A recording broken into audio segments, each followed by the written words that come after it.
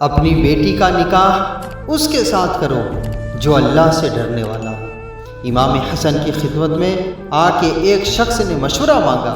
اس نے کہا، حضور میری بیٹی بڑی پیاری ہے، حضور کئی آدمیوں کا پیغام نکاح آیا ہے، مجھے آپ مشورہ دیں کہ میں اپنی بیٹی کا نکاح کس کے ساتھ کروں۔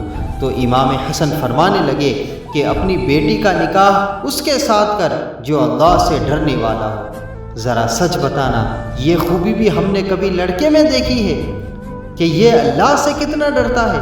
ملا علی قاری نے بھی اس کو لکھا ہے کہ اپنی بیٹی کا نکاح اس سے کرنا جو خشیت الہی والا ہو، اور امام حسن نے اس کی وجہ بھی بیان فرمائی کہ خشیت الہی والا شخص اگر تیری بیٹی سے محبت کرے گا تو اسے عزت دے گا، تعظیم دے گا، اور اگر کسی وجہ سے اختلاف بھی کرے گا تو اس پر کبھی ظلم نہیں کرے گا، زیادتی نہیں کرے گا، کیونکہ وہ اللہ سے ڈرتا ہے۔